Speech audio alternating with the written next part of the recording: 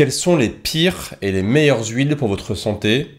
C'est ce qu'on va voir dans cette vidéo. Attention, dans cette vidéo, on ne va parler que des huiles végétales. Je ferai probablement une vidéo sur les huiles animales un peu plus tard. Pour déterminer la qualité d'une huile, on va se baser sur 3 critères. D'abord, le processus de fabrication, ensuite le rapport oméga 3, oméga 6, puis le point de fumée. Ok, on va expliquer un petit peu tout ça en détail. Premièrement, quels sont les différents processus de fabrication pour une huile végétale? Tout d'abord, nous avons les huiles vierges. Les huiles vierges sont issues en général d'une pression à froid. On peut d'ailleurs souvent retrouver sur l'étiquette huile vierge de première pression à froid. Cette méthode d'extraction à froid consiste à extraire le liquide qui se trouve dans le fruit ou la plante par des méthodes mécaniques. Et ce côté mécanique, c'est super important parce que ça va conserver les qualités de la plante ou du fruit sans tout détruire au passage. Et puis un point important qu'on va voir un petit peu après, c'est que les oméga 3 sont extrêmement sensibles à la chaleur.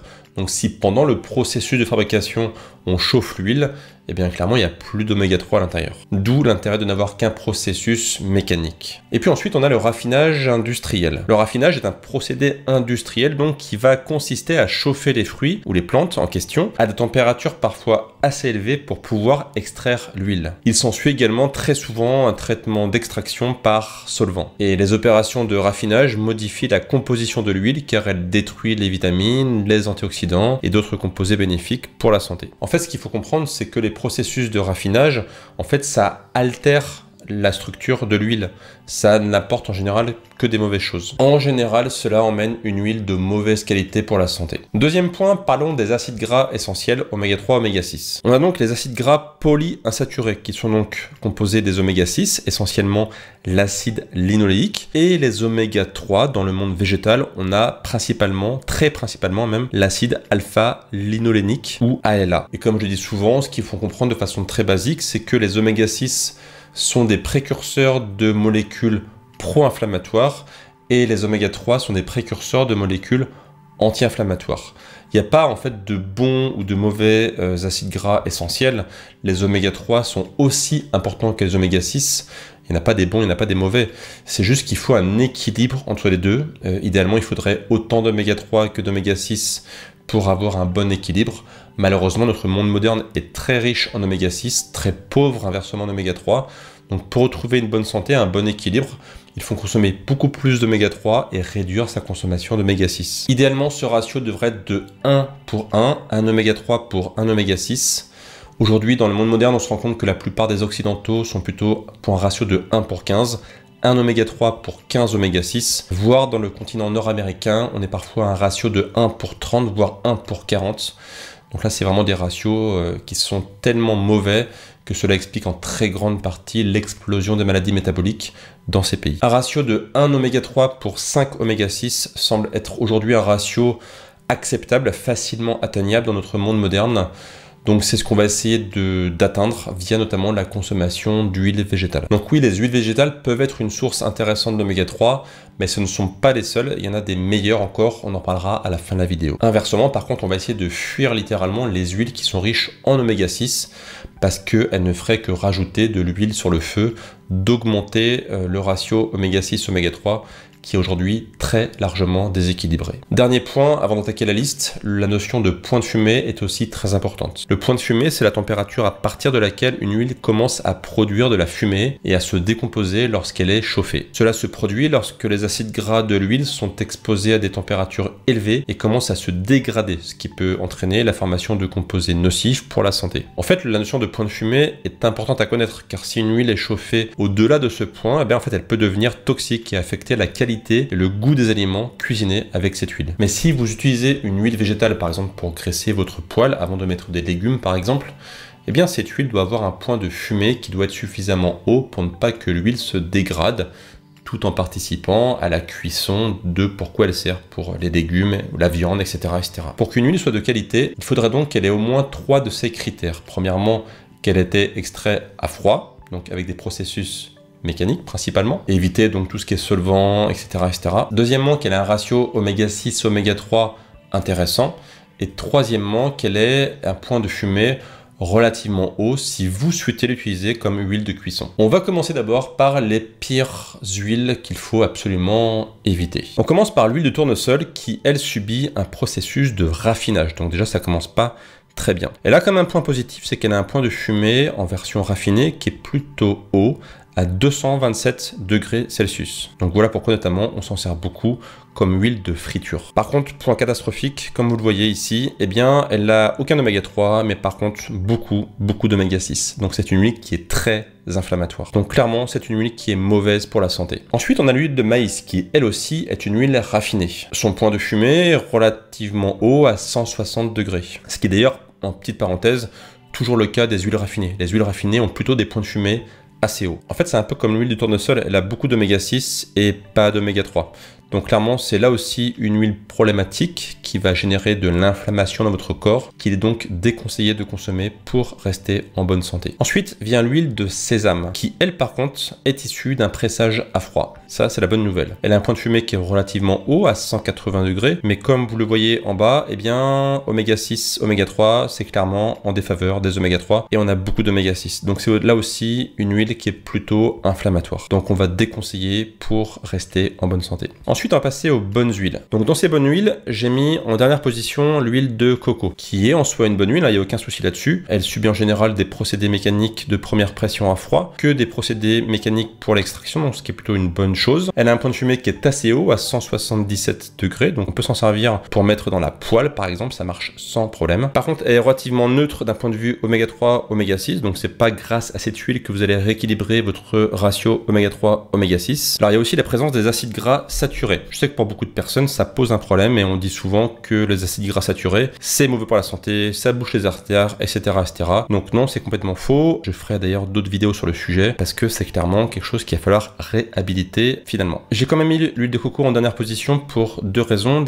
Point de vue d'abord écologique, l'huile de coco vient souvent de pays où l'extraction n'est pas forcément hyper réglementée, donc c'est pas top d'un point de vue écologie. Et puis, comme on l'a vu, le ratio oméga 3, oméga 6 n'apporte rien pour le côté inflammatoire. Le seul truc positif, c'est que grâce à l'huile de coco, vous allez avoir ce qu'on appelle des MCT, Medium Chain Triglycerides, donc qui sont des chaînes d'acides gras qui notamment participent à la création des cétones. Donc là, le côté anti-inflammatoire, on ne l'aura pas par les acides gras essentiels, on les aura par les MCT. Vient ensuite l'huile de noix, qui a un point de fumée de 160 degrés. Elle peut donc être utilisée en cuisson à température modérée. Le processus de fabrication de l'huile de noix se fait généralement par de la pression à froid, même si parfois on peut avoir besoin de chauffer légèrement les noix à environ 60 degrés, ce qui reste très acceptable car à ces faibles températures, il n'y a pas de création de composés toxiques. D'un point de vue oméga 3, oméga 6, on voit qu'on est quand même en faveur des oméga 6, même s'il y a un petit peu d'oméga 3, mais c'est pas ce genre d'huile qui va vous aider à corriger un déficit en oméga 6. C'est une très bonne huile qui a d'ailleurs un très bon goût, mais c'est pas de mon point de vue la meilleure. Vient ensuite l'huile de cameline.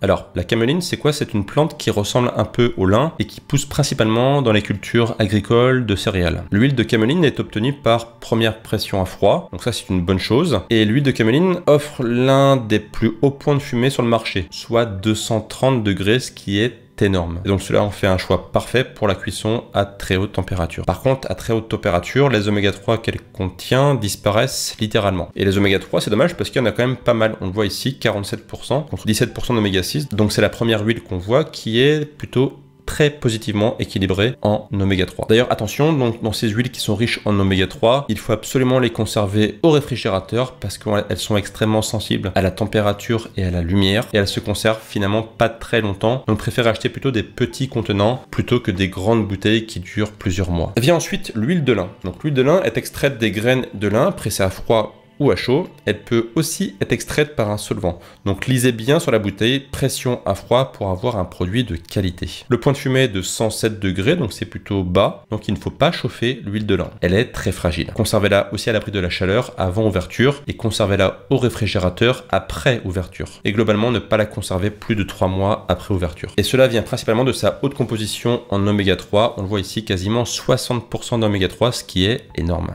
C'est clairement une huile anti-inflammatoire par excellence, mais par contre assez instable et fragile comme on l'a vu. Vient ensuite l'huile de colza qui elle aussi subit un pressage à froid. Les petites graines de colza en fait d'1 à 2 mm sont broyées, émolues puis pressées. Durant ce processus, la température n'excède jamais les 50 degrés. Ensuite l'huile obtenue est filtrée et ne subit en général aucun raffinage. Son point de fumée est de 107 degrés et on dit souvent qu'elle a des proportions oméga 3, oméga 6 quasiment idéales. Alors oui, elle a un peu plus d'oméga 6 que d'oméga 3, mais néanmoins le rapport 1 pour 2 est plutôt ici aussi intéressant. De mon point de vue, ce n'est pas pour moi une huile anti-inflammatoire parce que si vous en consommez beaucoup, vous aurez quand même beaucoup d'oméga 6 par rapport aux oméga 3, 2 fois plus. Mais ça reste une huile intéressante qu'il ne faut pas mettre de côté. Par exemple, en consommer de temps en temps, c'est parfait. Comme elle contient des oméga 3, ça reste une huile relativement fragile, donc ne pas stocker pour des périodes trop longues. La dernière huile, la meilleure de mon point de vue, c'est la fameuse huile d'olive. Déjà bien sûr parce qu'elle est connue pour être principalement issue de processus mécaniques de première pression à froid. Elle a un point de fumée qui est relativement haut, 160 degrés, donc on peut l'utiliser pour la cuisson sans aucun problème. Par contre vous allez me dire, ok mais le rapport oméga 3, oméga 6 il n'est pas fou.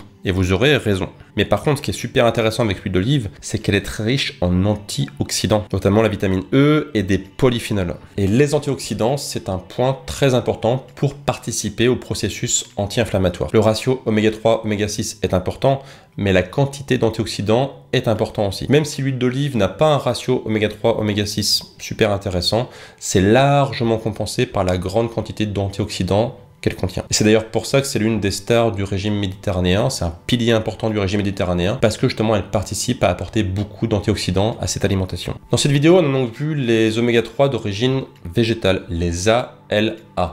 Et en fait, ce qu'il faut bien comprendre, c'est que les ALA sont nécessaires, mais ils ne sont pas suffisants. Clairement, en ne consommant que des ALA, vous n'aurez pas un bon ratio oméga 3, oméga 6.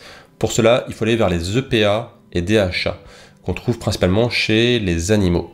Pour bien comprendre tout ça en détail et pour bien comprendre pourquoi c'est un piège dans lequel beaucoup de personnes tombent, j'ai fait une vidéo récemment pour expliquer en détail tout cela, vraiment pour tout comprendre, notamment pour faire attention à ceux qui ne consomment pas aussi de produits animaux. Il y a des pièges dans lesquels il ne faut pas tomber.